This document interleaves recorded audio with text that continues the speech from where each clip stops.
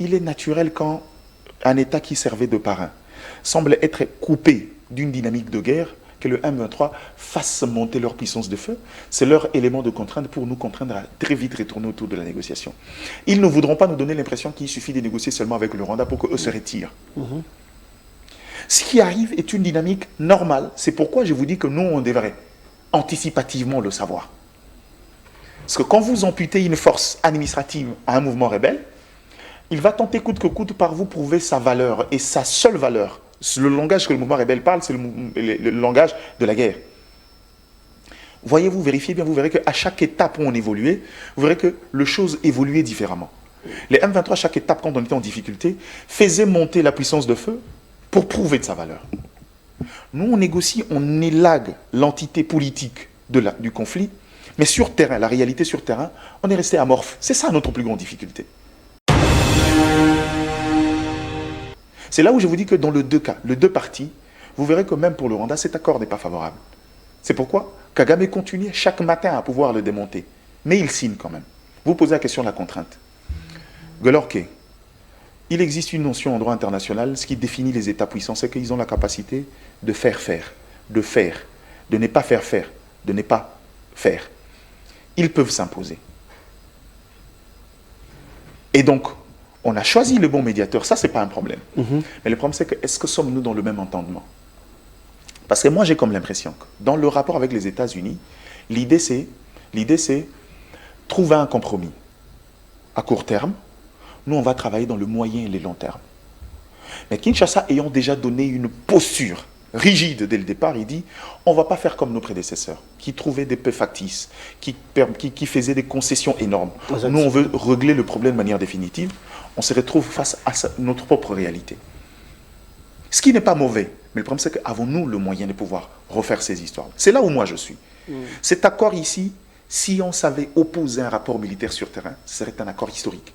L'accord est historique. Je comprends. Mais le problème c'est qu'en interne, on a tellement de faiblesses qui fait que l'autre ne voudra pas perdre au profit de nous ce qu'il gagnait depuis toujours. Et c'est de l'intérêt du Rwanda de faire perdurer la chose. La première des solutions, maintenant où je parle, s'il y a une possibilité, il faut recréer une unité militaire de la RDC. Donc la première solution, c'est d'abord sur le plan militaire. Pour moi, on est à un niveau d'infiltration où, dans la réflexion... Mais ça, c'est le combat de Tshisekedi, dans la réflexion. C'est ce que je dis.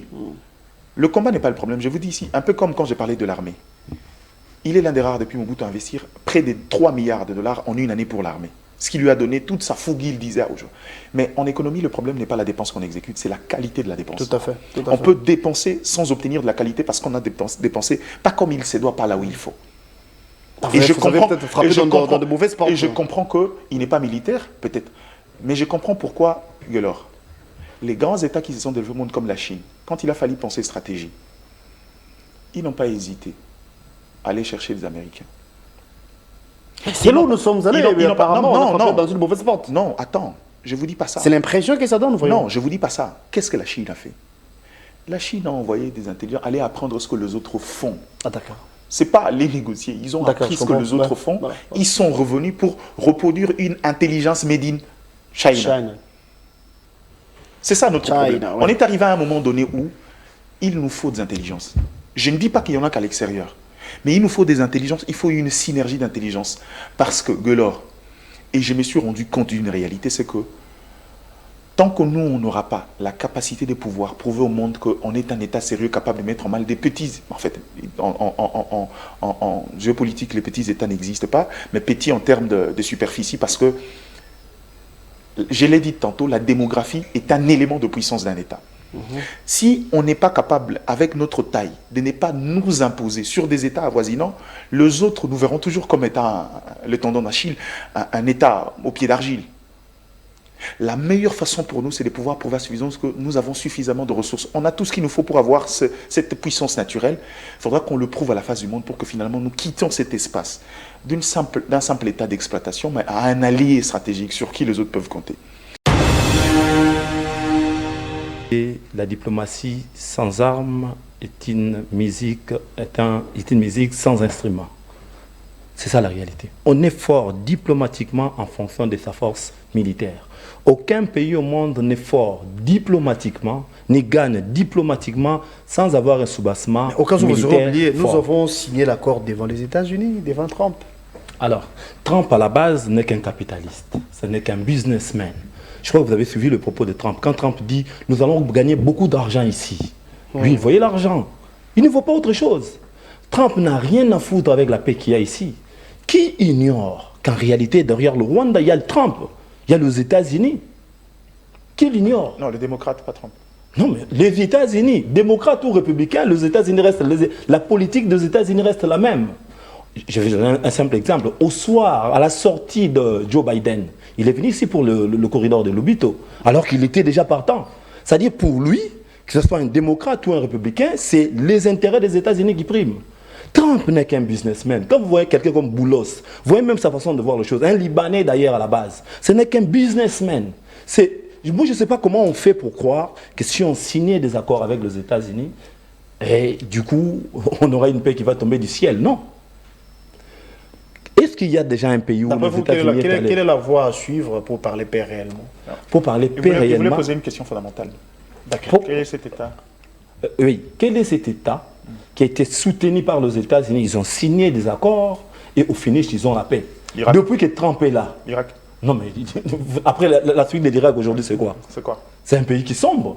Oui, mais ça, c'est votre responsabilité d'organiser les... Alors, s'il vous plaît, cher Diane. Non, c'est une discussion. J'aime oui, tout à fait. Depuis que Trump est là, la première des questions qu'il faut se poser, qu'est-ce qu'il a déjà fait? Où a-t-il déjà ramené la paix? Aucun pays jusque-là. Alors, on ne va pas nous vendre du vent comme ça. On s'est dit, le sauveur de la RDC reste Trump. Écoutez, la solution de la RDC viendra de la RDC. Guelanke, tu sais que je disais exactement la même chose. Je me disais que pour moi, la seule nécessité du dialogue maintenant, c'était de pouvoir couper court aux passerelles qu'on accorde à l'ennemi. C'est-à-dire qu'on se met tous d'accord. Mais la question, c'est que quand on les invite, ce sont des politiques. Quels sont leurs agendas?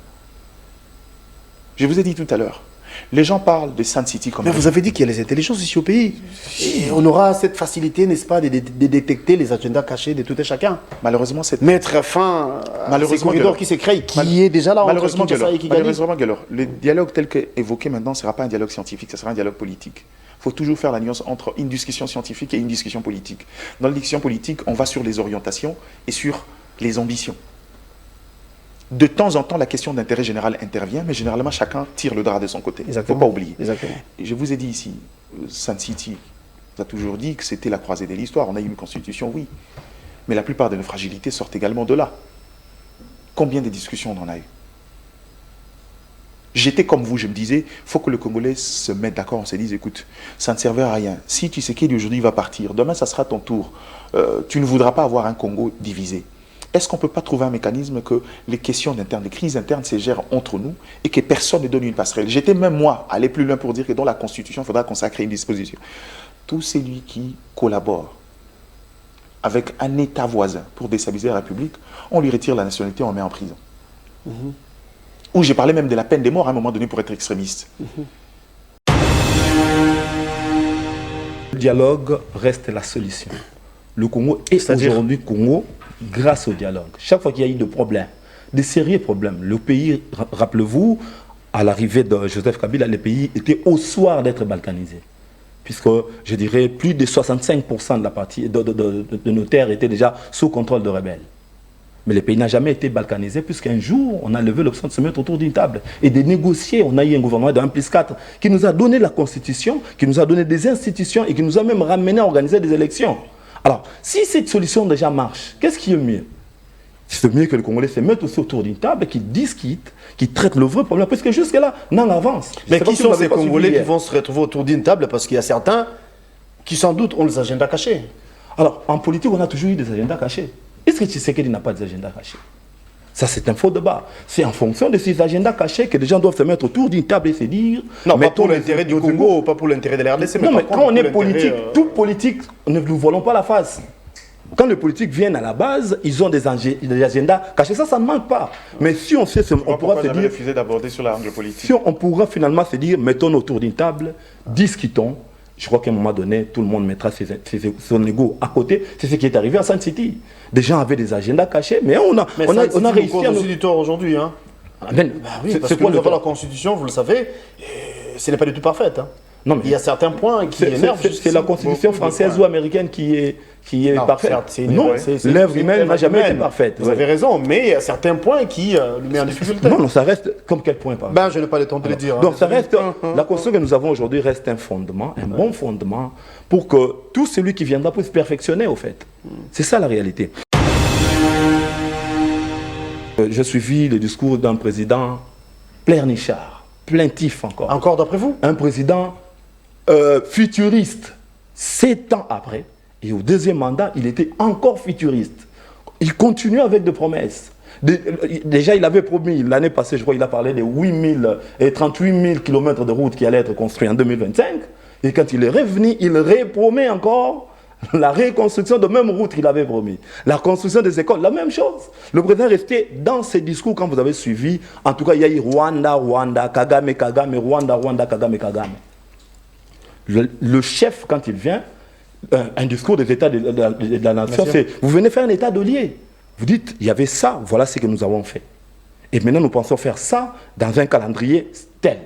Il n'y avait rien au fait. C'est quelqu'un qui pleurnichait à tout bout de champ. À chaque étape, il n'avait que de plaire. On va se quitter. Non, je ne sais pas, je sais pas. Et puis c'était un si long discours, je me dis, un discours de plus de 4 heures du temps. Bon mardi à vous tous et à vous qui êtes branchés, vous qui nous suivez en ce moment. Heureux de vous retrouver pour ce nouveau Nice Press. Hier, il était devant la population pour lancer le message de l'État de la Nation. Je parle du chef de l'État devant les élus. La Nation, c'est qui dit, hein, les représentants bien sûr, donc les élus réunis en congrès. Le chef de l'État a donné la situation du pays, la situation sécuritaire, vous en savez. Il a parlé également de l'accord qui a été signé l'autre fois entre Kinshasa et Kigali, qui malheureusement souffre des violations déjà dans le chef de Paul Kagame.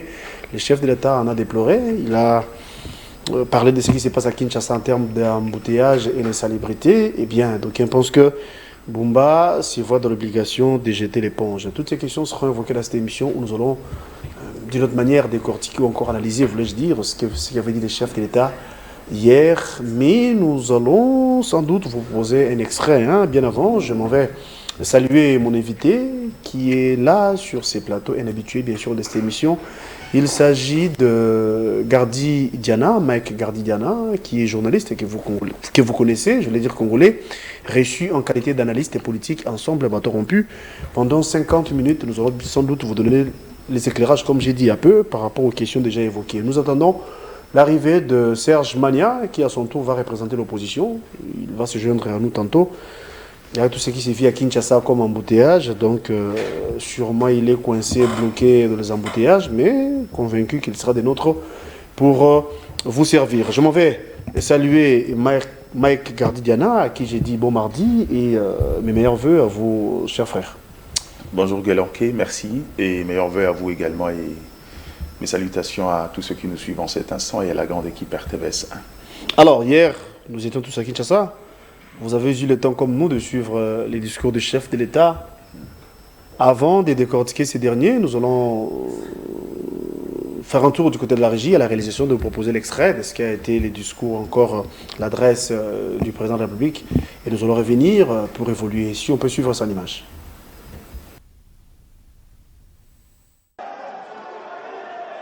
Je disais à Kinshasa, je ne peux ignorer l'une des épreuves les plus visibles du quotidien. Des embouteillages devenus monstres.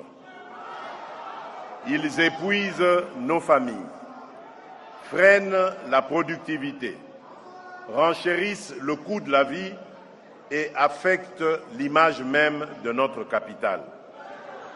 Cette situation n'est plus une simple gêne urbaine. Elle est un défi national de gouvernance. La capitale ne peut continuer à grandir sans une planification et un pilotage à la hauteur de son poids démographique et économique.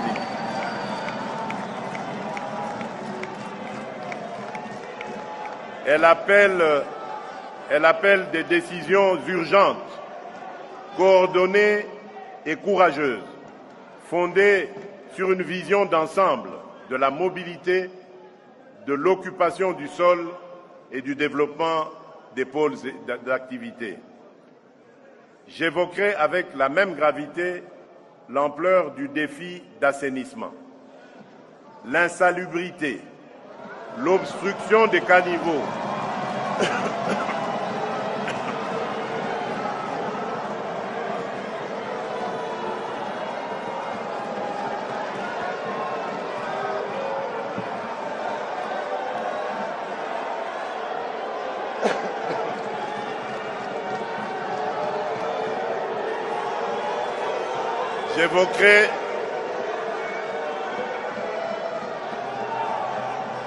J'évoquerai avec la même gravité l'ampleur du défi d'assainissement. Voilà, c'est comme ça que le chef de l'État a déploré ce qui s'est passé à Kinshasa en termes de salubrité, en termes de pas de fluidité dans nos routes. Donc il y a l'embouteillage, les embouteillages qui s'y vivent à Kinshasa, c'est devenu comme les quotidiens et ça nous cause vraiment du tort. Le responsable, ou encore la responsabilité revient au numéro 1 de la ville, donc Daniel Bumba, qui se voit dans l'obligation soit de changer sa politique ou carrément de jeter l'éponge. Parce que ce que nous vivons, franchement, c'est du jamais vu depuis que Kinshasa a été Kinshasa. Mais bon, du moins, nous allons émettre un point de vue. Gardi, Mike, avant de prendre la question en rapport avec l'accord de Washington, parlons de Kinshasa. Si on commence l'émission en retard, parce que Mike Gardi est venu en retard. Pourquoi en retard? C'est dans les embouteillages. Il y a Serge qui jusqu'ici n'est pas encore là, parce qu'il avait quitté la maison depuis le matin, mais il y a un bouchon monstre. Le chef de l'État en a parlé hier. Quelle lecture faites-vous par rapport à l'attitude, non pas du chef de l'État, mais aussi du gouverneur Daniel Bumba? Merci Galanque, mais permets-moi d'élever d'abord le premier équivoque, c'est que on a pris la décision de se complaire un peu dans cette situation. On a trouvé à Kinshasa un bouc émissaire. Pour ma part, je crois que la responsabilité du retard m'incombe à moi-même, parce que je n'ai pas su m'organiser pour amener les enfants à leur cercle de jeu au moment voulu, et que finalement j'ai pris beaucoup trop de retard. Parce que la notion du temps, c'est que quand je sais que Kinshasa a un embouteillage, je prends mes précautions. Vous m'avez dit que vous étiez coincé dans les embouteillages. Je crois que je vous ai dit que j'étais avec les enfants, City Market, pour faire quelques achats, et puis je vais arriver parce que c'est lui qui devrait le faire, n'est pas venu ce matin. Est-ce que lui, il n'est pas venu à temps pour des raisons d'embouteillage? Peut-être. Mais je crois que si on va arriver au niveau où tout le prétexte deviendrait les embouteillages pour arriver en retard, dans une émission qui d'abord est un rendez-vous de respect pour vous et pour les téléspectateurs, ça va devenir une tradition, il ne faudra pas qu'on l'encourage. La responsabilité nous incombe à nous, on n'a pas été responsable, ça c'est une vérité de fait. Mais maintenant, quand on parle de la question de la ville de Kinshasa, oui. Souvenez-vous de l'avant, je crois, si j'ai bonne mémoire, d'une tribune d'Adolphe Mouzitou. Si j'ai bonne mémoire, 2017-2018, avec l'intitulé Kinshasa, l'enfer sur terre. Si vous lisez cette tribune-là, vous verrez, telle une prophétie, chaque orientation s'accomplit. Parce que dans la notion de la gouvernance, notamment sur une ville, dès lors que la politique d'anticipation quitte nos esprits, on subit les effets pervers. Kinshasa c'est ce que nous subissons nos jours. Kinshasa est un cumul, mon cher Galor.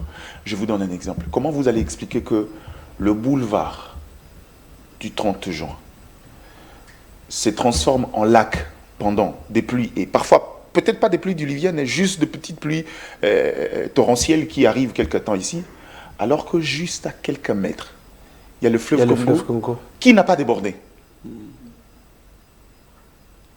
On me dira que ça, ce n'est pas un problème de catastrophe naturelle, ce n'est pas de l'inondation, ça, c'est un problème de gestion. Exactement. En interne. Comment s'est construit Kinshasa aujourd'hui? Est-ce que vous savez que la ville de Lingouala, la commune de Lingouala est une extension du centre-ville? Or, Lingouala est ce qu'on appelle par essence des zones marécageuses. Dans la construction de Belge, il existait des zones de captage d'eau à Lingouala. Parmi les zones de captage d'eau, il y a des zones qu'on a détruites lorsqu'on a construit l'actuel centre culturel de Kinshasa. Le centre culturel en face du Palais du Peuple. Ce pavé du Palais du Peuple qu'on a rallongé. Vous vous souvenez, à l'époque, cette route-là faisait un petit virage à ce niveau-là. Cet espace-là il y avait de manière souterraine des zones de captage d'eau pour absorber de l'eau d'une cité, non seulement de Lingala, mais de toutes les communes environnantes. C'est pourquoi on vous dirait que les gens de Kassavoum ne connaissaient pas les inondations. Mais aujourd'hui, c'est le cas. Si en lieu et place au lieu de pouvoir anticiper, on détruit même le peu qui existait, pourquoi on est étonné des conséquences? Moi, ce qui m'écoeure, c'est qu'à Kinshasa, c'est cette forme d'hypocrisie, cette forme de maladresse. On aime l'instantanéité, on aime juger les choses par les conséquences, parce qu'on voit, alors que sous nos yeux, on voyait Kinshasa aller en déliquescence. Et les malheurs, c'est que Bumba arrive dans une ville sans diagnostic. Il nous promet des trucs. Kinshasa et Kobonga. Papa, tant que Kinshasa et Kobonga, il y a à Kinshasa. C'est comme arriver, tu es médecin, on t'amène quelqu'un d'anémique parce qu'il présente des symptômes, par exemple, il y a crise, il y a arobika, il y a maladie ou épilepsie. Mais vous allez vous faire mentir à vous-même. La première des choses avant de définir une politique publique, je pense que la logique des choses, c'est de pouvoir étudier, connaître quel est l'état de santé de la ville pour son cas ou d'un corps humain pour le cas d'un médecin. Et je crois que dans ces contextes ici, on a regardé Kinshasa mourir et malheureusement, c'est lui qui est arrivé et resté dans la surface. Parce que je dis toujours aux gens, j'ai vu la gouvernance de Kinshasa, mais ce que Jean-Tini Ngobila a fait, et là où Bumba est en train d'emmener cette ville, on est appelé à disparaître dans les jours à venir. Croyez-moi. Parce que même... Et à nos jours, pour sauver Kinshasa, par exemple, qu'est-ce qu'il faut? Parce que là, vous évoquez de la disparition, ça craint. Le problème de Kinshasa... Et pour sauver les meubles, qu'est-ce qu'il faut d'après vous? Vous voyez, de la même manière qu'ils ont pris le courage d'aller démolir les maisons sous prétexte que c'était sur la chaussée, sur la voie publique. Il faut démolir des immeubles et des maisons qui sont sur les zones, comment on dit, sur des zones d'évacuation d'eau. Vous n'avez pas de centre financier. D'après vous, est-ce qu'il y a lieu de démolir cet ouvrage? Le centre culturel... Centre culturel, pardon, oui. Ah ben, j'ai parlé financier, si ça dérange à l'équilibre de la ville, où est le problème? Qui conçoit mal, construit mal. Si on a mal construit, on va laisser la ville continuer. Vous voyez ce que c'est le palais du peuple quand il pleut. Vraiment. Donc on va continuer à vivre comme ça juste parce que ça fait beau de l'autre côté. Ça, c'est de leur point de vue. Mais moi, je pense également qu'avec l'intelligence qu'on a aujourd'hui, on peut trouver un moyen de trouver. Il existe encore des espaces là-bas pour recréer des zones de captage d'eau, pour éviter ce qu'on vit aujourd'hui. Donc en gros, Kinshasa regardait les choses, faisait une politique de maintien, et quand les conséquences arrivent, on est étonné. Et même le gouverneur lui-même est débordé parce que, encore une fois de plus, il est venu avec beaucoup de, j'ai envie de dire, de populisme. On ne gouverne pas une ville comme Kinshasa avec du populisme. Qu'il pose la question, qu'il pose la question surtout à celui que moi j'estime que celui-là, je ne sais même pas ce qu'il faisait jusqu'au point où il est parti, il a laissé la ville sans abri. Les institutions de la ville n'avaient même pas de bureaux, des Jean-Tini Ngobila Mbaka. Et Bumba arrive, il trouve des bureaux, mais il pense que c'est ça la solution. Et c'est ça la grande difficulté dans la ville de Kinshasa. On va continuer à déplorer. C'est un peu comme le cas de la RDC. On croit à la providentialité des individus sans savoir que la question de la gestion d'un État transcende les simples questions des intérêts des individus. Les individus ont un temps, 5 ans. C'est vrai que les individus n'ont pas fait des politiques convenables, mais après le problème c'est que rentrons dans les structurels. Quels sont les vrais problèmes? Et je pense aujourd'hui que la vérité, tout le monde le sait, le gouverneur ne se pose pas de bonnes questions, le gouverneur ne touche pas aux vrais problèmes de Kinshasa. S'il faut qu'il y ait quelqu'un qui va réfléchir convenablement, moi je suis pas contre. En fait, oui, hein, vous l'avez dit autrement. Mais il ne faudra pas qu'on croie que c'est lui qui viendra. Par cet effet de outsider, lui sera forcément... Cette alternative, cette politique de Yo Longwana Noto Mekamususu nous tue en fait. La gestion de Kinshasa d'après vous. Si on veut aller, il faut qu'on choisisse quelqu'un. Regarde la proposition faite par Bumba en termes de sa gestion. Pensez-vous que c'est de l'échec total, c'est de l'incompétence, ou bien il y a des contraintes qui s'opposent et du coup il n'arrive pas à bien s'exposer? Tu sais que j'ai toujours été mesuré parce que ici c'est pas un problème personnel. Généralement, les amis ont l'habitude de le faire. La ville de Kinshasa a 2 problèmes, 2 handicaps.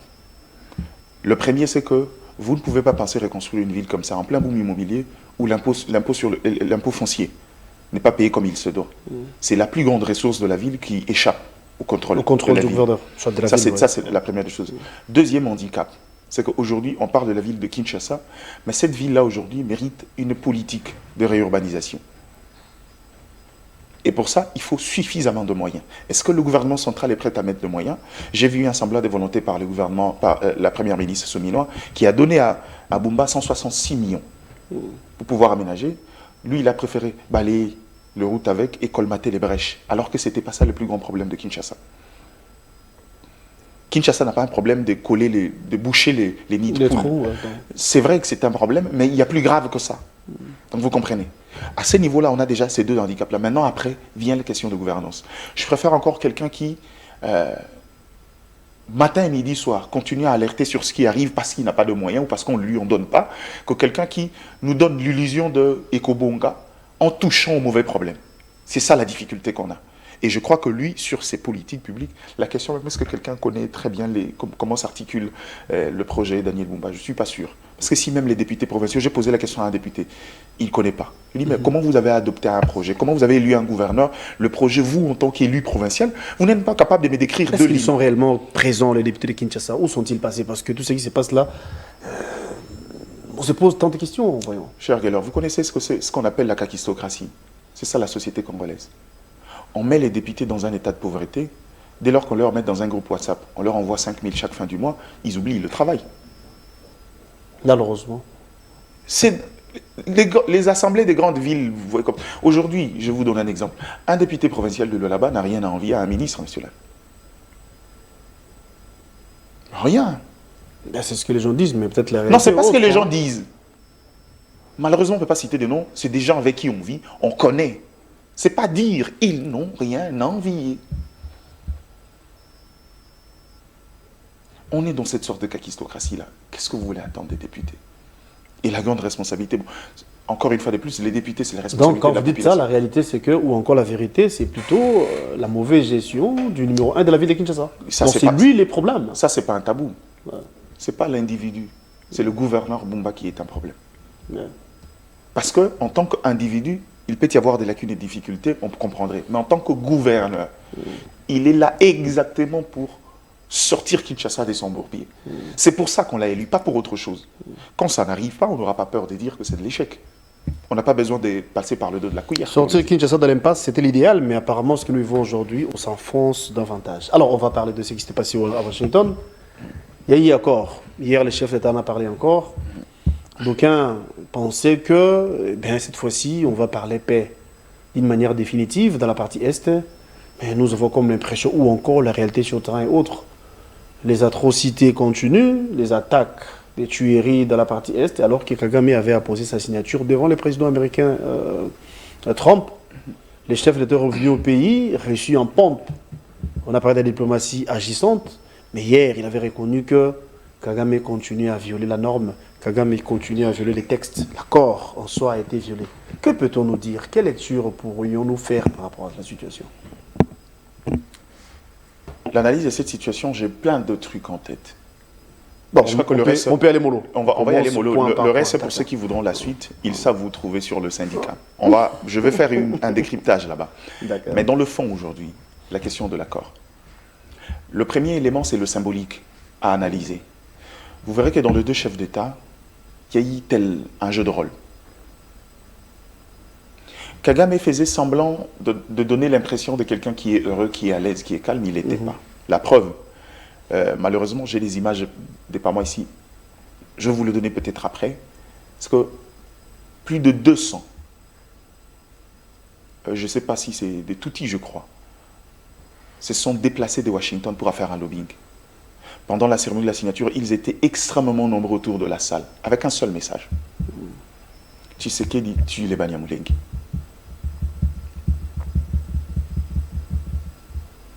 Ce qui est l'argumentaire utilisé par ces derniers pour parler des mesures défensives. De l'autre côté, Kinshasa, comme dans ses habitudes, a utilisé les soft power, cette diplomatie. Parce que quand on parle de la puissance d'un État au niveau diplomatique, 4 éléments entrent en compte. Il y a la géographie, il y a la démographie, il y a l'économie et il y a l'aspect militaire. L'aspect militaire de Kinshasa, là où je trouve les hommes politiques congolais très hypocrites, ils exigent des résultats alors qu'ils connaissent la réalité. Ils ne sont pas très véridiques sur la réalité de Kinshasa, parce que militairement, il y a beaucoup de fragilité. La dernière preuve de la fragilité, c'est que quand le chef de l'État Tshisekedi parlait à gauche, à droite, à la moindre escarmouche et autres, il s'était rassuré qu'avec l'investissement de près de 3 milliards investis en une année dans l'armée, et les mauvaises informations qu'on lui aurait données sur l'état des trucs, ce qui est sur les engins, on en a acheté, était une solution. Alors que le problème de l'armée à ces niveaux-là, c'est une question d'intelligence. Et qu'en interne, il y avait beaucoup trop de fragilité. Jusqu'à ce qu'ils se rendent compte finalement qu'il y a des généraux qui ne combattaient pas et qui laissaient les espaces aux ennemis. Cette réalité, Kabila l'a vécue. Souvenez-vous, sur ces plateaux de l'autre côté, on a dit exactement les mêmes histoires sur Kabila. Oui. À la différence de Tshisekedi, quand il s'agissait de Joseph Kabila, il tentait de trouver des solutions rapides. Qui, Kabila? Oui. Pourquoi j'ai dit rapide? Parce que pour lui, dans son entendement, dans son prisme, donner l'illusion de cet État fort était primordial. Il n'avait pas tort. Mais de l'autre côté ici, le problème c'est qu'on a estimé que cette gestion alambiquée, on l'a fait depuis trop d'années. Cette fois, on va prendre une position ferme, on va rester là. Or, quand on veut changer de paradigme d'une guerre, il faut interroger l'histoire, il faut interroger la réalité en interne. Quelle est la réalité en interne? Je crois que le négociateur principal, le gouverneur de la Banque centrale, l'a dit dans son entame, et moi je l'ai entendu déjà cette phrase par le livre d'un éminent professeur que j'aime beaucoup, le docteur Silas Mimile. Il dit « Le problème de la RDC est d'ordre congénital ». Ça veut dire que la RDC, quand on a fait les découpages, on n'a pas pensé la RDC comme étant un État indépendant. Tout le monde de puissance pensait à la RDC comme étant une réserve. Ce qui fait que si nous sommes la réserve des autres, ils trouveront des moyens de nous maintenir au sol pour continuer à explorer. On est passé de la colonisation au néocolonialisme. Ce qui veut dire, vous avez des politiques élus ici, mais à chaque problème, c'est communauté internationale. Parce que le vrai détenteur de pouvoir, ce sont ce genre-là. Et on n'est pas encore sorti de cette réalité. Pour y mettre fin, d'après vous, on n'est pas encore sorti. Maintenant, quelle est la réalité aujourd'hui? On est dans un contexte difficile, mais la seule question qu'on ne s'est jamais posée, c'est quel est le prix à payer pour que finalement nous redevenions un État indépendant? Mais curieusement, pendant ces quelques temps ici, cette question a été posée. Et ça, c'est une belle question, mais comment on peut s'y prendre? Justement, voilà, justement.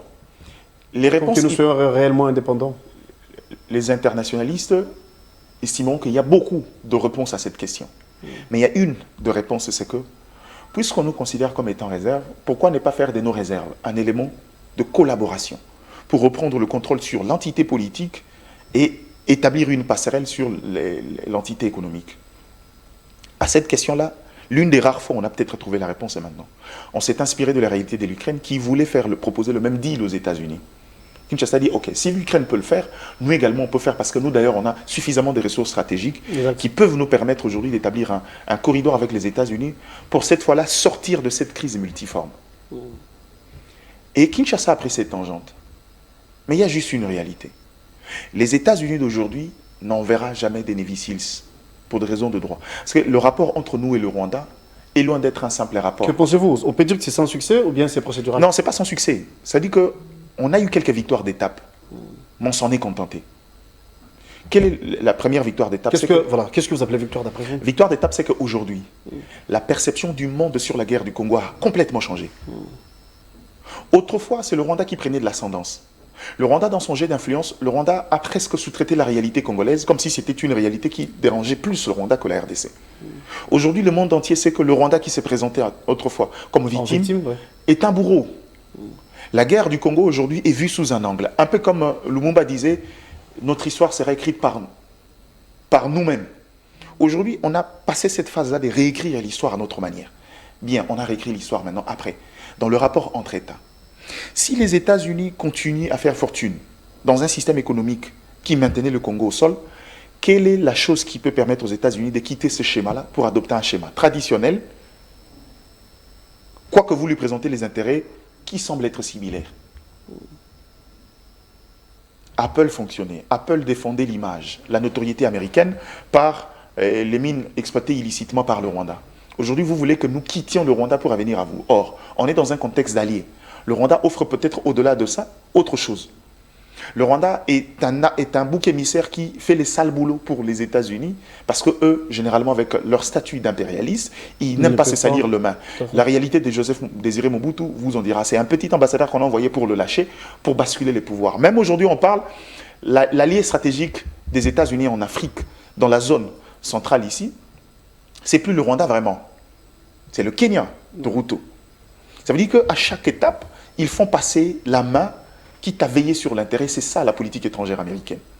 C'est là où ça nous demande à nous beaucoup trop d'intelligence. Mais au-delà de l'intelligence, il y a des éléments de base.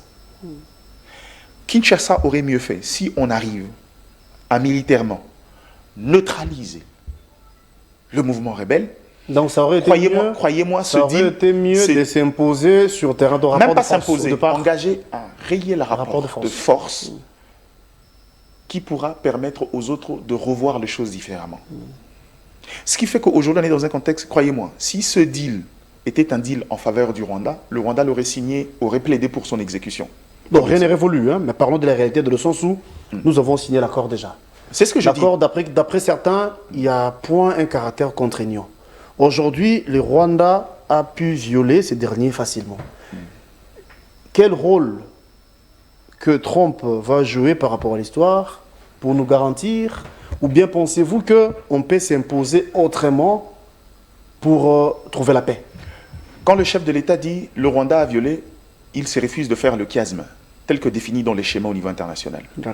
Il y a un dialogue avec le Rwanda, il y a un dialogue avec le mouvement rebelle de l'autre côté. Pour le chef de l'État, il suffit de suivre son discours au Global Gateway en Europe.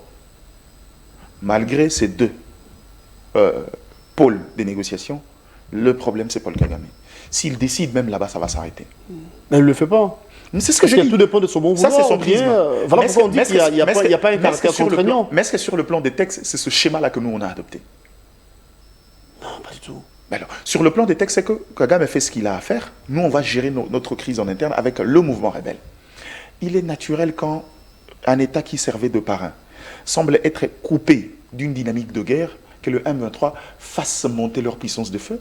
C'est leur élément de contrainte pour nous contraindre à très vite retourner autour de la négociation. Ils ne voudront pas nous donner l'impression qu'il suffit de négocier seulement avec le Rwanda pour qu'eux se retirent. Ce qui arrive est une dynamique normale. C'est pourquoi je vous dis que nous, on devrait anticipativement le savoir.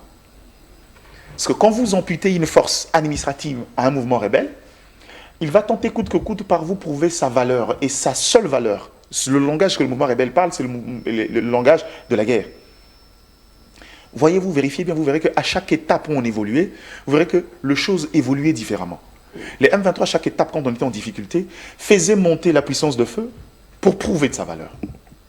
Nous, on négocie, on élague l'entité politique du conflit, mais sur terrain, la réalité sur terrain, on est resté amorphe. C'est ça notre plus grande difficulté. C'est là où je vous dis que dans les deux cas, les deux parties, vous verrez que même pour le Rwanda, cet accord n'est pas favorable. C'est pourquoi Kagame continue chaque matin à pouvoir le démonter. Mais il signe quand même. Vous posez la question de la contrainte. Gelorke, il existe une notion en droit international, ce qui définit les États puissants, c'est qu'ils ont la capacité de faire, de faire, de ne pas faire, de ne pas faire. Ils peuvent s'imposer. Et donc, on a choisi le bon médiateur, ça c'est pas un problème. Mais le problème c'est que, est-ce que sommes-nous dans le même entendement? Parce que moi j'ai comme l'impression que dans le rapport avec les États-Unis, l'idée c'est trouver un compromis. À court terme, nous on va travailler dans le moyen et le long terme. Mais Kinshasa ayant déjà donné une posture rigide dès le départ, il dit on ne va pas faire comme nos prédécesseurs, qui trouvaient des paix factices, qui faisaient des concessions énormes. Nous on veut régler le problème de manière définitive. On se retrouve face à notre propre réalité. Ce qui n'est pas mauvais, mais le problème c'est qu'avons-nous le moyen de pouvoir refaire ces histoires? C'est là où moi je suis. Cet accord ici, si on savait opposer un rapport militaire sur terrain, ce serait un accord historique. L'accord est historique. Mais le problème c'est qu'en interne, on a tellement de faiblesses qui fait que l'autre ne voudra pas perdre au profit de nous ce qu'il gagnait depuis toujours. Et c'est de l'intérêt du Rwanda de faire perdurer la chose. Donc, en clair, vous voulez dire quoi? Que l'accord est bien de façade, mais la réalité est autre? La réalité, c'est que nous, on ne touche pas au levier complémentaire pour que cet accord-là soit véritablement bénéfique. Mais tantôt, vous avez perdu une victoire diplomatique. Si tel est le cas, en quoi parlerons-nous de cette victoire? Non, mais je vous ai dit que la seule victoire diplomatique aujourd'hui, c'est que le prisme de la guerre congolaise, au niveau de la conception, oui. Hein, les gens ont vu cette guerre-là sous un angle correct. La manière dont la guerre a été présentée l'autre fois, aujourd'hui c'est différent. Ce qui fait que ce qui a permis, pour une première fois de l'histoire, sans être programmé par un lobbying d'une ministre des Affaires étrangères, en une journée, le Conseil de sécurité des Nations Unies programme une réunion spéciale à RDC. Les gens ne savent pas que Thérèse Kaikombe l'a obtenu en 24 heures. Les gens ne savent pas quand c'est même 24 heures là, au niveau de la zone euro, au niveau de l'Union européenne, en 24 heures, on a décidé des sanctions. Ce qui fait que Paul Kagame a averti sa population, il dit c'est la ceinture parce que cette bataille ici, économiquement, on va laisser des plumes. Mais c'est pourquoi je vous dis que ce sont des victoires d'étape. Des petites victoires d'étape ne sont pas finalement, forcément, des éléments qui nous conduisent vers la victoire finale. Et j'ai comme l'impression qu'on s'est reposé sur nos quelques victoires d'étape, les vraies questions de fond qui peuvent nous permettre de rendre véritablement le caractère historique à cet accord. On est resté en difficulté. Et cette difficulté, c'est aujourd'hui la capacité à pouvoir engager un rapport de force militaire. Dès lors qu'on ne saura pas, dès lors qu'on s'est en train de négocier et que... Vous avez touché un point important, essentiel. Corneille Nangaa mettra son Nzete. Qu'est-ce qui nous empêche, nous, Kinshasa, de toucher ce point? Qu'est-ce qui nous empêche de s'imposer militairement, comme vous l'avez si bien dit? D'après vous, hein, parce que là, on essaie d'analyser à haute voix. Permettez-moi de ne pas faire le politique. Je crois que sur cette question, depuis un certain moment, j'ai évité les argumentaires politiques. Parce que, je vous dis la vérité, Gaylor, aujourd'hui, vous savez que je vous ai toujours dit, pour moi, le dialogue est un mécanisme de gestion dans un État comme la RDC. Au regard de la réalité que j'ai vécue à Washington et l'orientation diplomatique du Rwanda, croyez-moi, le dialogue que les gens parlent ici à Kinshasa, pour moi, est plutôt un amplificateur de dégâts. Sérieux? Oui. C'est-à-dire? En fait, il se repose sur la fragilité interne. En fait, quand ils vont là-bas dire non... Si vous dites ça, du coup, on va donner raison à Tshisekedi. Je vous dis, quand il dit ça, vous verrez que avant le point de presse, il organise une réunion avec les représentants américains. Quel est l'élément de langage? Vous ne pouvez pas soutenir un État où il y a des problèmes de gouvernance. Vous ne pouvez pas soutenir un État où le président a triché les élections. Je me suis dit, bon, si on doit parler des tricheries chez nous, quelle est la réalité de lui-même, Paul Kagame? Vous comprenez? En fait, je me suis rendu compte qu'on est dans un schéma cognitif, où à chaque fois on arrive à une crise, où les autres tirent les dividendes, ils se reposent sur les fragilités internes. Nous, on va parler des dialogues, on va aller dans l'idée, ramasser tout le monde, écouter tout le monde, partager, puis... Et c'est là où viennent les réformes les plus dangereuses. Je vous donne une révélation que j'ai appris, je ne veux pas citer les noms, auprès de quelqu'un. Si des politiques congolais étaient capables, parmi ces politiques-là, il y a un qui était jeune aujourd'hui, donneur de leçons, arrive à l'île des Granada, négocie devant de la République pour 500 millions à chacun. Il décide de faire la concession. Pour 500 millions à chacun. Le dernier nom qu'on m'a cité, il était jeune, il est là en politique, donneur de leçons. Quelle est la nature de politique qu'on a? Ce qui fait que les arguments politiques, c'est bien, on va arriver. Mais la réalité est que quand j'ai vécu les orientations internes et les prismes que le Rwanda prend sur la réalité congolaise, croyez-moi, on n'est pas... Les dialogues tels qu'on le dit ici, c'est vrai, ça fait beau, on s'est dit, écoute, Toyo Kanato Solola, oui. Mais en réalité, c'est le genre de dialogue où vous arrivez, quand vous voulez faire à table rase, quand vous vous mettez ensemble, il y a des gens qui viennent comme agents. Il vient avec un agenda qu'on lui aurait donné là-bas, il arrive, et puis vous croirez que c'est une discussion entre Congolais. Non. C'est comme ça qu'on s'est retrouvé au calendrier grec de l'histoire, parce qu'on est arrivé avec des idées, des concepts qui faisaient beau, mais en réalité, qui nous ont aliénés. Qu'est-ce qu'il faut faire concrètement alors? Quand déjà entre nous, il y a ce genre de trahison, disons-le comme ça, on ne se fait pas confiance, alors qu'on veut sauver le peuple, on veut sauver la nation. Comment on peut s'y prendre alors? La solution, c'est laquelle d'après vous? La première des solutions, maintenant où je parle, s'il y a une possibilité, il faut recréer une unité militaire de la RDC. Donc la première solution, c'est d'abord sur le plan militaire. Pour moi, on est à un niveau d'infiltration où, dans la réflexion... Mais ça, c'est le combat de Tshisekedi, dans la réflexion. C'est ce que je dis. Le combat n'est pas le problème. Je vous dis ici, un peu comme quand j'ai parlé de l'armée. Il est l'un des rares depuis Mobutu à investir près de 3 milliards de dollars en une année pour l'armée. Ce qui lui a donné toute sa fougue, il disait aux gens. Mais en économie, le problème n'est pas la dépense qu'on exécute, c'est la qualité de la dépense. Tout à fait. On peut dépenser sans obtenir de la qualité parce qu'on a dépensé pas comme il se doit, pas là où il faut. Et je comprends qu'il n'est pas militaire, peut-être. Mais je comprends pourquoi, Gelor, les grands États qui se sont développés au monde comme la Chine, quand il a fallu penser stratégie, ils n'ont pas hésité à aller chercher les Américains.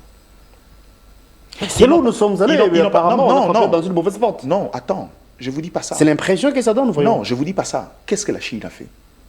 La Chine a envoyé des intelligents aller apprendre ce que les autres font. Ah d'accord. Ce n'est pas aller négocier. Ils ont appris ce que les autres font. Ils sont revenus pour reproduire une intelligence made in China. C'est ça notre problème. On est arrivé à un moment donné où il nous faut des intelligences. Je ne dis pas qu'il y en a qu'à l'extérieur. Mais il nous faut des intelligences. Il faut une synergie d'intelligence. Parce que, Guelor, et je me suis rendu compte d'une réalité, c'est que tant que nous, on n'aura pas la capacité de pouvoir prouver au monde qu'on est un État sérieux capable de mettre en mal des petits... En fait, en géopolitique, les petits États n'existent pas, mais petits en termes de superficie, parce que, je l'ai dit tantôt, la démographie est un élément de puissance d'un État.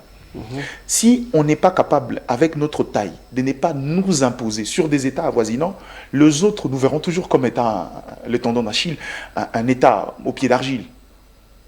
La meilleure façon pour nous, c'est de pouvoir prouver à suffisance que nous avons suffisamment de ressources. On a tout ce qu'il nous faut pour avoir cette puissance naturelle.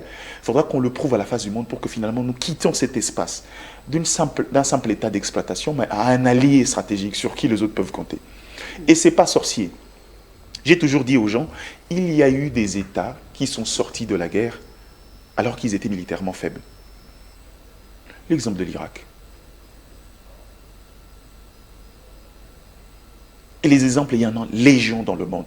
Mais les problèmes maintenant, c'est que au regard par là, vous voulez dire quoi? Parce que tantôt, vous avez dit qu'on se voit dans l'obligation de trouver une armée dissuasive, forte, pour trouver une solution efficace par rapport à la sécurité. Oui. Tantôt, vous avez dit, tout de suite là d'ailleurs, qu'il y a certaines nations que vous connaissez, si facilement ils ont pu gagner de guerre, tout en étant faibles sur le plan militaire, mais c'est sur base de quoi? Est-ce qu'ils ont... On parle de ces pays-là, ils ont bien négocié ce que nous n'avons pas fait. C'est parce que dans votre intelligence, vous avez très vite senti des éléments de disparité, mais vous n'avez pas laissé finir. Vous avez la parole. En fait, la chute maintenant, c'est tout dépend de... J'ai parlé de ce que la RDC représente. Au regard de notre taille, on n'est pas à l'Irak. Tout à fait. Ce qui fait que dans le soft power, si on veut aller dans le soft power, j'ai toujours dit, encore une fois, je dis, c'est une idée géniale, mais le problème, c'est que quand on veut y aller, quelle est la plus-value qu'on accorde à ces États qui profitent déjà suffisamment dans cet état de choses de notre économie? Gaylor qui a l'habitude de prendre par le petit, Dieu merci des côtés, les mangues de la parcelle des Randall. Il vend, il fait son économie et il en gagne d'ailleurs plus. Quand vous venez lui proposer l'idée de venir les cueillir là-bas, avec parfois plus de taxation, en capitaliste, il va réfléchir. Je les prends déjà là-bas à moins cher. Si je vais là-bas par des voies légales, qu'est-ce qui me garantit que je l'aurai comme ça? Ça va affecter mon économie. C'est ça la réalité du monde depuis toujours. On a choisi un soft power dans la qualité des négociations. Est-ce qu'on a été à mesure de pouvoir faire voir à l'autre l'intérêt? Mais même si c'est le cas, pour que nous soyons vus différemment, Gaylor, crois-moi, si on ne sait pas répondre militairement, ce soft power n'est pas adapté à la taille de la République démocratique du Congo. Ça peut nous prendre combien de temps d'après vous? Ah non, je ne sais pas. C'est à la croisée. Il existe des intelligences ici. On peut vous estimer, hein, ça peut nous prendre combien de temps? Non, ça serait prétentieux de ma part de vouloir estimer. J'ai dit, pour estimer, non.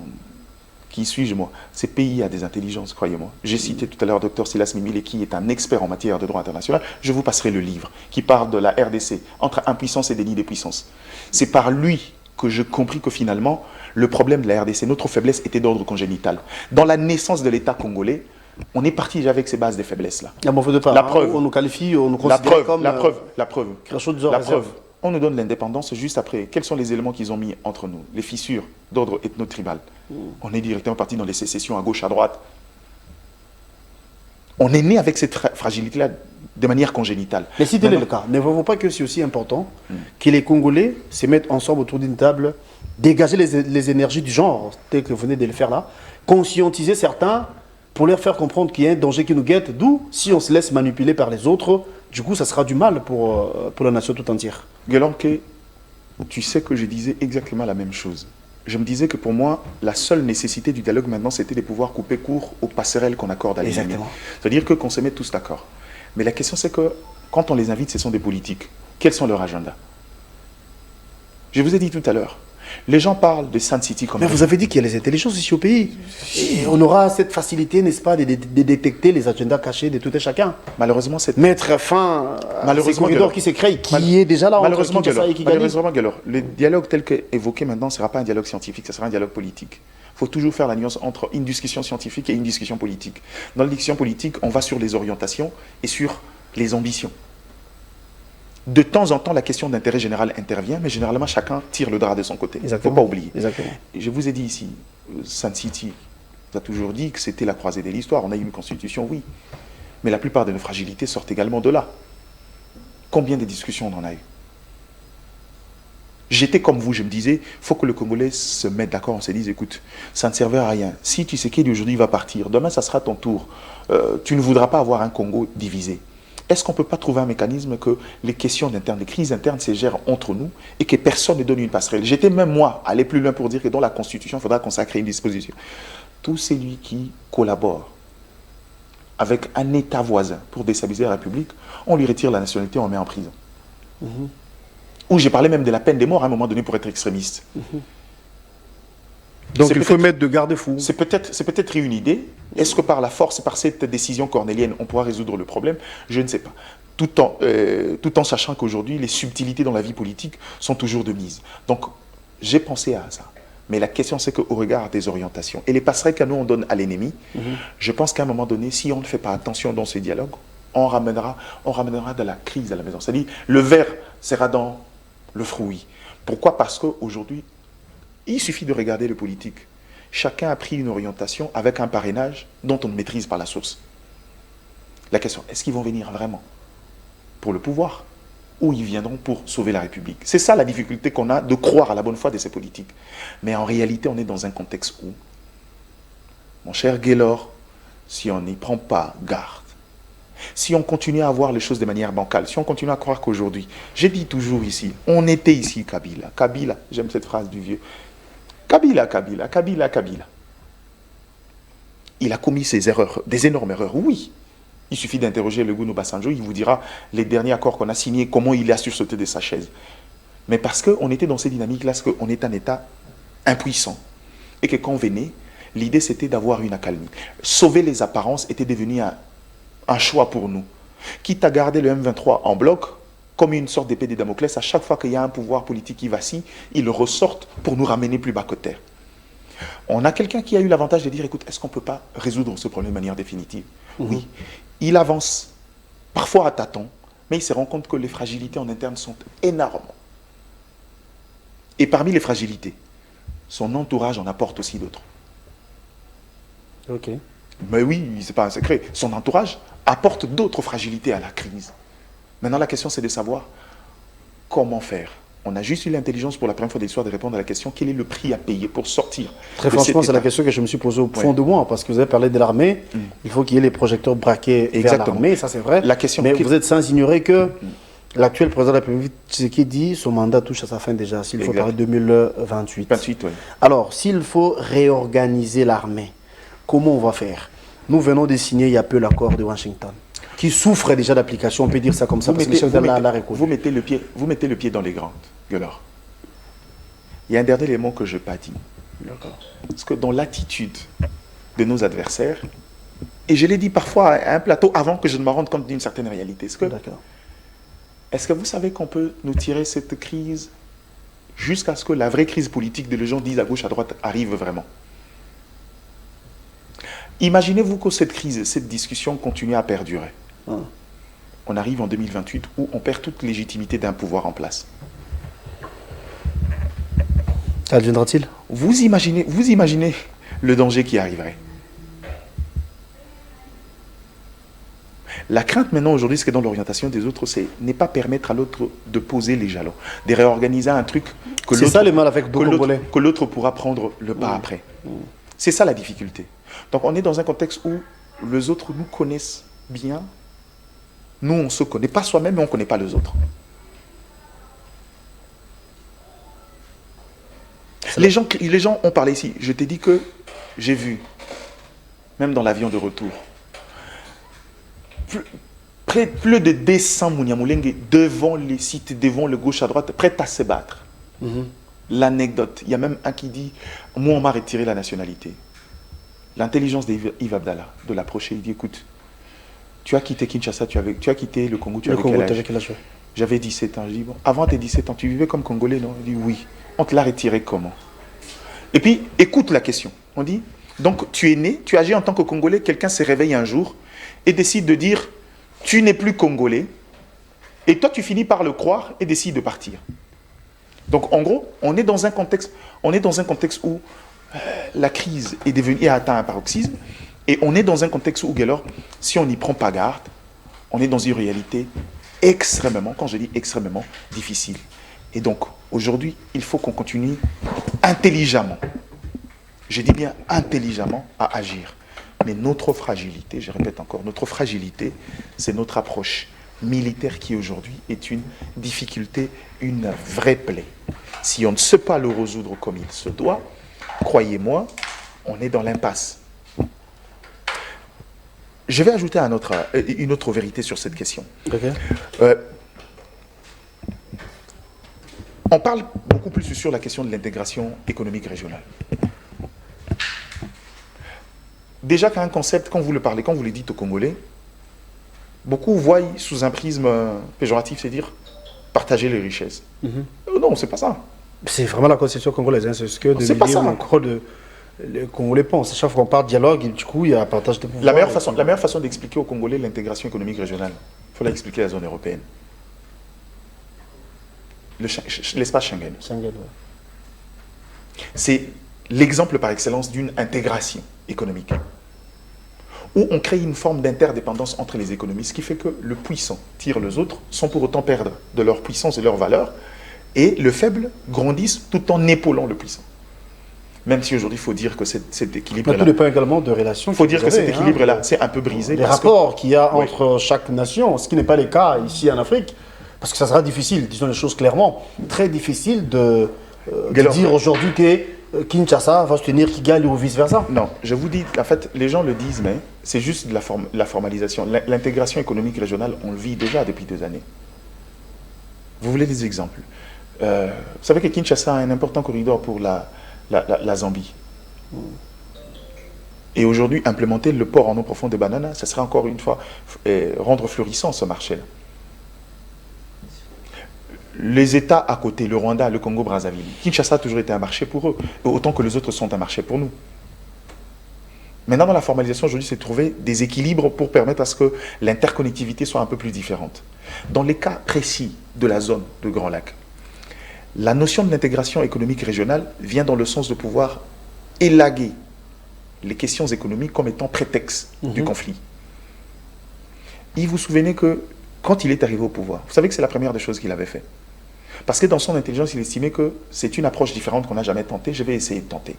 J'arrive, une décision impopulaire... Malheureusement, c'était de l'échec, oui. Oui, une décision impopulaire. Parce que dans le rapport entre États, avant de pouvoir trouver un allié, il faut se rassurer qu'on part sur les mêmes bases, on part sur les mêmes langues, il faut se tenir compte de la chaîne des commandements.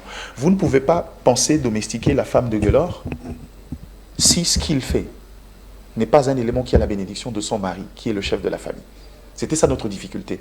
Et je comprends, c'est partant de ça qu'il s'est rendu compte d'une chose, il dit, je ne discute plus avec le pantin. Je crois qu'il faut ramener la discussion à un niveau plus haut. Moi, j'ai toujours dit ça depuis un moment. La crise de la RDC au niveau de la sous-région est une caisse de résonance. La plupart de ces États... Mais c'est ce que nous avons fait. La réalité, c'est ce que je dis. On n'a toujours pas trouvé... On ne va pas revenir sur ce qu'on a déjà dit. La plupart des États, là, sont des États parfois pauvres qui dépendent à 100% des autres États qui dictent leurs lois parce que nous sommes un marché, nous sommes une réserve mondiale. Chacun veut faire sa politique en interne. Bon, il est venu en retard, on va passer la parole. On va lui passer la parole, je chute. Ce qui fait qu'aujourd'hui, aller avec les États-Unis, c'est bien. Mais les États-Unis d'aujourd'hui ne pourra pas intervenir sur les considérations d'ordre militaire. Cet accord est arrivé parce que les États-Unis s'est imposé. Kagame ne voulait pas le signer. Ils ont la capacité de faire OK, on arrive, l'accord, on nous impose, on signe l'accord. Mais dès qu'on signe l'accord, on a oublié une chose. Il y a 2 faiblesses dans l'approche de la RDC. C'est que la prééminence de la gestion du KFDLR dans l'accord est une plaie pour nous. C'est la plus grosse erreur qu'on a commise dans cet accord-là. Le deuxième élément, c'est que le contexte militaire. Je vous reviens. Ce sont les 2 faiblesses qui font que cet accord-là pouvait bien être historique, mais les fragilités sont encore là, énormes. Les fragilités sont encore là, c'est ce que vous dites, Serge Mania. Vous avez annoncé depuis le début de l'émission. Et là, vous êtes venu en retard, mais ça n'empêche pour vous passer la parole. Je rappelle que vous êtes de l'opposition. Nous parlons de l'accord de Washington. L'adresse du chef de l'État hier, il a reconnu que Kigali arrive si facilement à violer ces derniers. Que peut-on nous dire de cet accord alors que d'aucuns On sait que c'était une victoire diplomatique et que la RDC avait gagné la bataille, mais apparemment, la réalité sur le terrain est autre. Qu'est-ce que vous en dites? Oui, merci beaucoup, cher Galor. Moi, je m'excuse pour ce retard lié indépendamment à ma volonté. Salutations à mon frère Diana. Vous savez, cette histoire d'accord, d'abord, il faut poser des bases. Hein. Pour poser des bases, un penseur disait « La diplomatie sans armes est une musique sans instrument ». C'est ça la réalité. On est fort diplomatiquement en fonction de sa force militaire. Aucun pays au monde n'est fort diplomatiquement, ni gagne diplomatiquement sans avoir un soubassement militaire. Au cas où vous aurez oublié, nous avons signé l'accord devant les États-Unis, devant Trump. Alors, Trump à la base n'est qu'un capitaliste, ce n'est qu'un businessman. Je crois que vous avez suivi le propos de Trump. Quand Trump dit « nous allons gagner beaucoup d'argent ici », lui, il voyait l'argent. Il ne vaut pas autre chose. Trump n'a rien à foutre avec la paix qu'il y a ici. Qui ignore qu'en réalité, derrière le Rwanda, il y a le Trump, il y a les États-Unis? Qui l'ignore? Non, les démocrates, pas Trump. Non, mais les États-Unis, démocrates ou républicains, les États-Unis restent, la politique des États-Unis reste la même. Je vais donner un simple exemple. Au soir, à la sortie de Joe Biden, il est venu ici pour le corridor de Lobito, alors qu'il était déjà partant. C'est-à-dire pour lui, que ce soit un démocrate ou un républicain, c'est les intérêts des États-Unis qui priment. Trump n'est qu'un businessman. Quand vous voyez quelqu'un comme Boulos, vous voyez même sa façon de voir les choses. Un Libanais d'ailleurs à la base. Ce n'est qu'un businessman. Moi, je ne sais pas comment on fait pour croire que si on signait des accords avec les États-Unis, et du coup, on aura une paix qui va tomber du ciel. Non. Est-ce qu'il y a déjà un pays où les États-Unis... Quelle est la voie à suivre pour parler paix réellement? Pour parler paix réellement... Je voulais poser une question fondamentale. Quel est cet État? Oui, quel est cet État qui a été soutenu par les États-Unis? Ils ont signé des accords et au finish, ils ont la paix. Depuis que Trump est là. L'Irak. Non, mais après la suite de l'Irak aujourd'hui, c'est quoi? C'est quoi? C'est un pays qui sombre. Oui, mais ça, c'est votre responsabilité d'organiser les alors, s'il vous plaît, cher Diane. Non, c'est une discussion. J'aime. Oui, tout à fait. Depuis que Trump est là, la première des questions qu'il faut se poser, qu'est-ce qu'il a déjà fait? Où a-t-il déjà ramené la paix? Aucun pays jusque-là. Alors, on ne va pas nous vendre du vent comme ça. On s'est dit, le sauveur de la RDC reste Trump. Écoutez, la solution de la RDC viendra de la RDC. La RDC devrait se rendre compte que nos problèmes doivent trouver des solutions purement congolais. Penser que Trump viendra nous trouver une solution. D'ailleurs, Donald Trump, rien que le nom du président Tshisekedi, il ne le sait pas. Et encore, ce que vous dites, son propre nom, il ne connaît même pas le nom de Tshisekedi. Non, mais attendez. C'est la prononciation qui pose le problème. Non, le problème n'est pas... Non, écoutez. Est-ce qu'un nom comme Dimitri Medvedev, Trump peut le prononcer facilement? Mais Tshisekedi, c'est difficile. Un dossier aussi crucial comme celui de la RDC où vous traitez, vous ignorez, vous ne connaissez pas le nom du président de ce pays. Donc il n'a jamais cité ce nom, disons ça.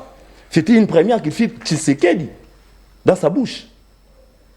Donc même quand il venait pour signer cet accord, rien que le nom. Ce sont ces petits éléments qui montrent... Vous voyez le mal partout? Non, ce n'est pas le fait de voir le mal partout. C'est ça la réalité. Une autre chose. La position du médiateur, quand on veut régler un conflit, dit tout. Vous avez vu la position de Trump? Un médiateur se met au milieu naturellement. Il a choisi déjà le côté des Kagame, mais c'était si clair. Non mais vous l'avez vu. Vous avez assisté à toutes les médiations du monde. Généralement, le médiateur se met toujours au milieu. Mais certaines personnes diront que Trump a fait donner plus de l'importance à notre président qui est Kagame. Ça c'est... Et aucun diront ça. Juste une précision. L'ordre au niveau de l'Institut était fait en fonction de la prise de parole. C'est-à-dire qu'il y avait Donald Trump, Kagame, et Tshisekedi clôturait, c'est comme ça. Si vous voulez, cet accord-là, ils n'étaient pas allés signer l'accord, ils étaient allés paraffer l'accord. L'accord a été signé à la Maison-Blanche entre les ministres des Affaires étrangères, vous verrez qu'il était au milieu pendant la signature. C'était l'entérinement, oui. C'était juste vous avez parlé de l'intégration, cher Diana. On discute même du protocole. Non, vous avez parlé de l'intégration régionale. On était parti. Il est dans son temps. Non, vous avez parlé de l'intégration économique régionale. Oui. Je l'ai suivi parler de ça. Oui. Vous savez que l'accord signé par Kaikwamba et le ministre des Affaires étrangères rwandais ne parle pas de l'intégration économique régionale. Et l'actuel accord qui venait de signer, on venait d'ajouter, on a ajouté cette histoire de transfert régional économique. Dernière question. Alors, vous allez nous dire... C'est pas vrai. On n'a plus de minutes, malheureusement, il est venu en retard. C'est pas vrai. Dernière question. C'est le même accord. Ce que vous dites, vous prenez pour un dialogue inclusif entre Congolais. Alors, la solution... Malheureusement, vous n'étiez pas bien avant. Diane pense que ce n'est pas une bonne idée. D'où il faut plutôt renforcer davantage l'armée. Vous l'avez si bien dit, hein, il faut qu'on se pose militairement. Mais quand vous pensez qu'il y a lieu que les Congolais se mettent ensemble en termes de dialogue, sinon ça sera pour quelle finalité? Alors, je crois que c'est pas là qu'on va se quitter parce qu'on n'a plus le dialogue reste la solution. Le Congo est aujourd'hui Congo grâce au dialogue. Chaque fois qu'il y a eu des problèmes, des sérieux problèmes, le pays, rappelez-vous, à l'arrivée de Joseph Kabila, le pays était au soir d'être balkanisé. Puisque, je dirais, plus de 65% de la partie de nos terres étaient déjà sous contrôle de rebelles. Mais le pays n'a jamais été balkanisé, puisqu'un jour, on a levé l'option de se mettre autour d'une table et de négocier. On a eu un gouvernement de 1+4 qui nous a donné la constitution, qui nous a donné des institutions et qui nous a même ramené à organiser des élections. Alors, si cette solution déjà marche, qu'est-ce qui est mieux? C'est mieux que les Congolais se mettent aussi autour d'une table, qui discutent, qui traitent le vrai problème, parce que jusque-là, non, avance. Mais qui sont ces Congolais qui vont se retrouver autour d'une table? Parce qu'il y a certains qui, sans doute, ont des agendas cachés. Alors, en politique, on a toujours eu des agendas cachés. Est-ce que Tshisekedi n'a pas des agendas cachés? Ça, c'est un faux débat. C'est en fonction de ces agendas cachés que les gens doivent se mettre autour d'une table et se dire... Non, pas pour l'intérêt du Congo, pas pour l'intérêt de la RDC. Non, mais quand on est politique, toute politique, ne nous voilons pas la face. Quand les politiques viennent à la base, ils ont des agendas cachés. Ça ne manque pas. Mais si on sait, on pourra se dire... refusé d'aborder sur l'angle politique. Si on pourra finalement se dire, mettons-nous autour d'une table, discutons. Je crois qu'à un moment donné, tout le monde mettra son ego à côté. C'est ce qui est arrivé à Sun City. Des gens avaient des agendas cachés, mais on a réussi à nous... du tort aujourd'hui, hein. Oui, parce que nous avons la Constitution, vous le savez, ce n'est pas du tout parfaite. Hein. Non, mais il y a certains points qui énervent. C'est la Constitution française ou américaine qui est parfaite. Non, l'œuvre humaine n'a jamais été parfaite. Vous avez raison, mais il y a certains points qui le mettent en difficulté. Non, ça reste comme quel point par exemple? Je n'ai pas le temps de le dire. Donc ça reste, la Constitution que nous avons aujourd'hui reste un fondement, un bon fondement, pour que tout celui qui viendra puisse perfectionner au fait. C'est ça la réalité. Alors, je devais dire un mot sur le discours du président de la République. D'accord, on se quitte malheureusement. Oui, je suivis le discours d'un président pleurnichard. Plaintif encore. Encore d'après vous? Un président futuriste. 7 ans après, et au deuxième mandat, il était encore futuriste. Il continue avec des promesses. Déjà, il avait promis, l'année passée, je crois, il a parlé de 38 000 km de routes qui allaient être construits en 2025. Et quand il est revenu, il repromet encore la reconstruction de même route qu'il avait promis. La construction des écoles, la même chose. Le président restait dans ses discours, quand vous avez suivi, en tout cas, il y a eu Rwanda, Rwanda, Kagame, Kagame, Rwanda, Rwanda, Kagame, Kagame. Le chef, quand il vient, un discours des États de la nation, c'est vous venez faire un état de lié. Vous dites, il y avait ça, voilà ce que nous avons fait. Et maintenant, nous pensons faire ça dans un calendrier tel. Il n'y avait rien au fait. C'est quelqu'un qui pleurnichait à tout bout de champ. À chaque étape, il n'avait que de plaire. On va se quitter. Non, je ne sais pas, Et puis c'était un si long discours, je me dis, un discours de plus de 4 heures du temps. Ça sert à quoi de tenir un discours de plus de 4 heures du temps? On ne fait que pleurnicher. Non mais attendez, le discours a fait environ 4 heures du temps. Le discours a fait 2 heures. Bon, on va se quitter. Moi je profite, avant que je ne clôture, je crois que c'est un conseil que je vais donner à l'équipe de la communication du président de la République. Écoutez, aimez le président de la République. Donnez du haut de son poids, vous lui donnez pour qu'il lise un discours d'environ 4 heures du temps, je me dis, vous ne l'aimez pas. Vous ne l'aimez pas. Ça, c'est la première chose. Vous savez, les discours, chère Diana, vous savez les discours de l'État de l'Union des États-Unis, le plus long de l'histoire, c'est le discours de Bill Clinton en 2000. Il a fait 1h28 minutes. On dit que c'était le discours le plus long. 1h28 minutes. Alors dites-moi, qu'est-ce que les gens peuvent retenir de bon dans tout ce que le président a dit? Bon, merci beaucoup, cher même ne serait-ce que pour sa santé, il y a des exercices, on ne peut pas se jeter. Il venait de venir à Washington après le voyage. Moi, je pensais qu'il pouvait prendre même une semaine encore et puis venir faire son état de l'Union, son état de la nation, son discours d'état de la nation. Donc, le président est venu devant l'Assemblée nationale et le Sénat parlait d'un accord qui n'a jamais fait passer à l'Assemblée nationale et le Sénat. Donc, si on avait un procureur général, il a le pouvoir si on avait un procureur sérieux, il aurait dû arrêter le président de la République. Puisqu'il y a violation intentionnelle de la Constitution. Mais il a le pouvoir. L'article 144... On se serre la main. Oui, vous disiez l'article 144 prévoit très bien qu'avant que cet accord ne soit ratifié, les accords surtout qui touchent le commerce, la paix, tout ça, devait être passé par... Sur le plan économique. Oui, tout à fait. Donc, cet accord n'est jamais passé par l'Assemblée nationale. Tina Salama disait c'est passé par la voie officieuse. Bon, je ne sais pas qu'est-ce qu'il appelle voie officieuse. Surtout, elle, la bouche autorisée du président de la République. Mais je ne sais pas, on filme quoi dans ce pays. Partie remise, on peut vous retrouver prochainement. Parce que vous êtes venu en retard dû aux embouteillages, ce que vous avez dit. Bon, on peut vous retrouver prochainement. Merci d'être venu. Diana, c'est la fin. 1 minute. Non, 30 secondes, sincèrement, parce que vous avez assez parlé. En guise de conclusion, 30 secondes et c'est par là qu'on va se quitter. Bon, il y a notre programme après nous. On avait bien commencé, on a mal chuté, mais bon. Non, comment ça Je comprends. En fait, la vérité, c'est que vous comprenez, quand vous m'avez posé la question sur l'accord, je vous ai dit, je vais m'éviter les considérations politiques, parce que je connais les considérations politiques. C'est de l'art oratoire. C'est des postures politiciennes et c'est des postures parfois rigides et alambiquées. En 1 minute, ce que je veux dire aujourd'hui, il pose des questions sur lesquelles je peux lui donner des réponses. Par exemple, sur les orientations. Les Qatars aujourd'hui sont puissants parce que militairement, ils savent qu'ils ne sont pas forts, ils l'ont sous-traité. C'est l'allié stratégique militaire des États-Unis d'Amérique. Kinshasa a semblé croire que c'était une orientation. Et on ne va pas lui refuser d'avoir pondu une réflexion qui va à l'encontre de politiques qu'on a déjà mis en place depuis qu'on existe en tant qu'État. Bon, pas qu'on existe en tant qu'État, depuis que la crise a pris forme. Mais dans le fond, je reviens sur ce que je dis. Cet accord-là, dans le fond, si militairement ça avait donné du répondant à ces militaires-là, cet accord-là est historique. Donc vous parlez le même langage. Vous savez pourquoi j'ai dit qu'il est historique? Cet accord-là aujourd'hui permet aujourd'hui d'élever les voiles. Le voile, c'est quoi? C'est que de stopper le schéma, les différents schémas qui faisaient que la RDC n'était qu'une zone d'exploitation, une vaste zone d'exploitation. Dans cet accord, l'idéal aujourd'hui, c'est de pouvoir permettre à la RDC d'interagir sur les questions qui lui concernent, particulièrement sur les questions économiques d'abord. Seulement, le problème, c'est qu'on a décidé de faire 2 approches dans cet accord. On a mis le Rwanda du côté et les mouvements rebelles de l'autre côté.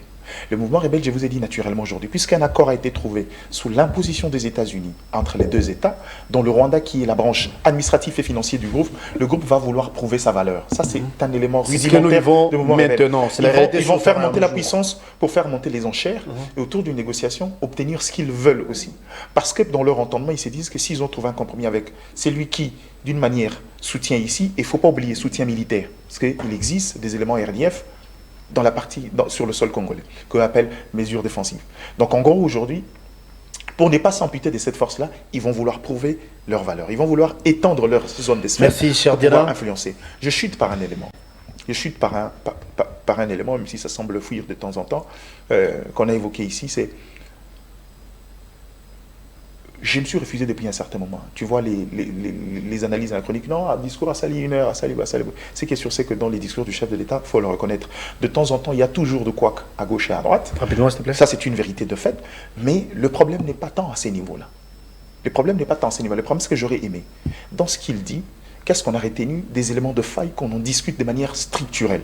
Je pense que c'est l'invitation que je vais faire la plupart des années. Je ne vais pas demander aux politiques qu'il est l'opposition. Je connais ce qu'il fait, mais quand on reviendra un jour, ce qu'on veut faire une analyse, allons discours par discours, vous verrez qu'il y a des éléments de fragilité en interne. Je l'ai déjà dit tout au long de cette émission. Mon frère est arrivé en retard, il m'a laissé le temps de beaucoup parler. Mais vous étiez chargé sur ce point. Mais alors, partie remise. Dans la fin. Dans la télé, c'est le programme, ça c'est vrai. Après, nous, il y a notre programme. Je vais prendre même 30 minutes pour non. Vous me coupez vite. Je sais pas. 2 secondes. Merci beaucoup. 2 secondes. Alors, bon, je crois que je ne serai pas long là-dessus. Un accord ne s'exécute que de bonne foi de 2 parties.